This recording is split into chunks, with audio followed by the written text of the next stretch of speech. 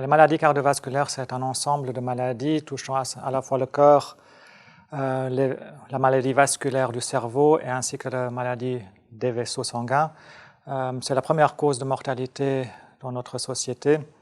Au niveau du cœur, donc la première maladie cardiovasculaire qui est à retenir, c'est la cardiopathie ischémique. C'est une maladie des vaisseaux du cœur qui sont bouchés et qui provoque un infarctus du myocarde. Au niveau cérébral, la maladie la plus répandue et la plus mortelle, c'est l'AVC, l'accident vasculaire cérébral. Et au niveau des vaisseaux, on distingue en fonction de la taille du vaisseau qui est atteint. Au niveau de l'aorte, qui est le plus gros vaisseau de notre organisme, on peut avoir une athérosclérose qui provoque des anévrismes, voire des ruptures d'anévrismes.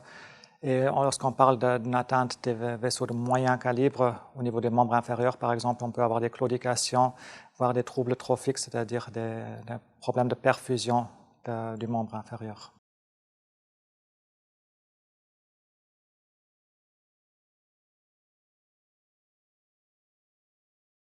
Dans les facteurs de risque cardiovasculaire, on distingue des facteurs de risque cardiovasculaire qui sont modifiables et des facteurs de risque cardiovasculaire non modifiables.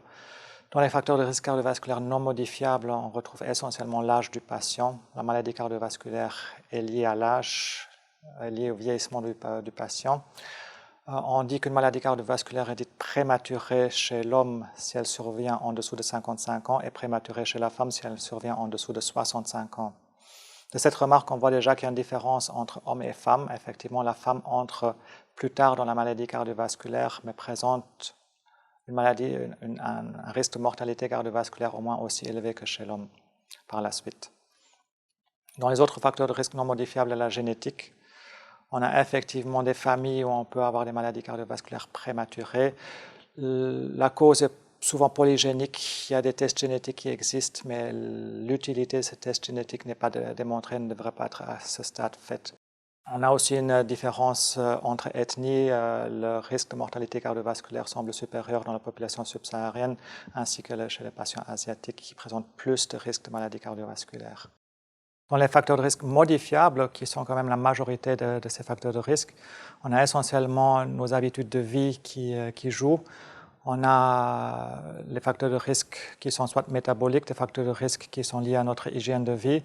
Dans les facteurs de risque métaboliques, on a le cholestérol, on a un déséquilibre du glucose, le diabète. On peut avoir une hyperuricémie qui est un facteur de risque plutôt mineur, mais qui est lié aussi à l'hypertension. L'hypertension qui est un grand facteur de risque cardiovasculaire, première cause de mortalité mondiale. 13% des morts attribuables sont liés à l'hypertension artérielle. Dans les facteurs nutritionnels, donc hygiène de vie, on a surtout la sédentarité. Liée à la sédentarité, l'obésité. Et souvent, en lien avec l'obésité, sédentarité, on peut avoir des perturbations également du profil glucidique et lipidique du patient, donc du cholestérol et du sucre du patient, ce qui aggrave encore le pronostic de chez ces patients. Première cause aussi de l'hygiène de vie, de mortalité de l'hygiène de vie, c'est le tabac. Le tabagisme reste un fléau aussi encore en Europe et qui reste une des premières causes de maladies cardiovasculaires.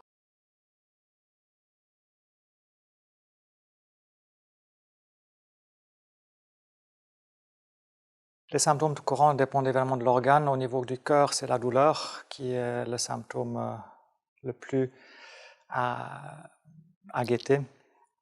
La douleur cardiaque, la douleur qu'on appelle angine de poitrine, est une douleur assez typique, même si chez la femme, effectivement, la douleur peut être atypique, mais la douleur typique est une douleur constrictive, comme un étau, comme si quelqu'un vous serrait ou serait assis sur vous.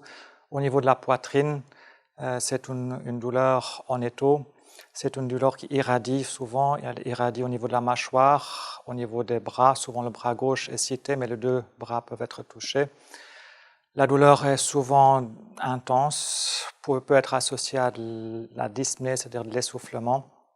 En cas de symptômes de ce type qui au début surviennent essentiellement à l'effort, qui par la suite peuvent néanmoins aussi survenir au repos, il faut absolument contacter, et en cas de douleur persistante, il faut absolument contacter l'ambulance le SAMU parce que ça pourrait être un signe d'infarctus du myocarde.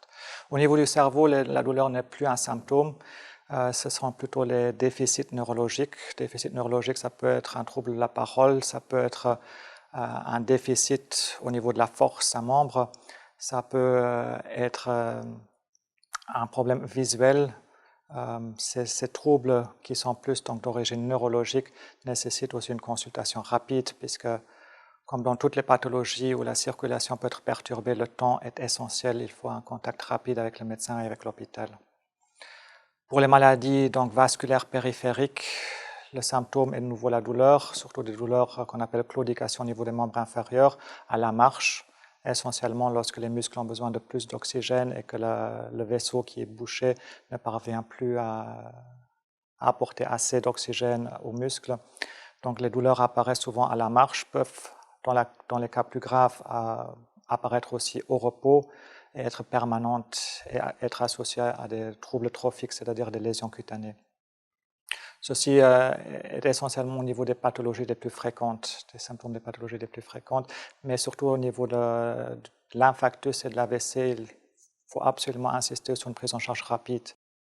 Au niveau des symptômes, à noter aussi une autre pathologie qui fait le lien entre la maladie vasculaire cérébrale et la maladie cardiaque, c'est la fibrillation atriale. C'est une arythmie cardiaque qui peut provoquer des AVC, des accidents vasculaires cérébraux. Les symptômes de la fibrillation atriale, malheureusement chez la plupart des patients, il n'y a pas de symptômes, c'est asymptomatique, il faut un dépistage. Le risque de fibrillation atriale est lié à l'âge et l'existence d'autres facteurs de risque type hypertension et diabète. Donc chaque patient d'un âge supérieur à 75 ans, diabétique, hypertendu, devrait faire un dépistage systématique. Dans les symptômes néanmoins que le patient peut ressentir, on peut avoir des palpitations, l'impression de cœur irrégulier ou rapide, on peut avoir des lipothémies, c'est-à-dire des vertiges, et on peut également, dans les cas extrêmes, faire des syncopes, perte de connaissance. En cas de symptômes de ce type, une consultation cardiologique est nécessaire.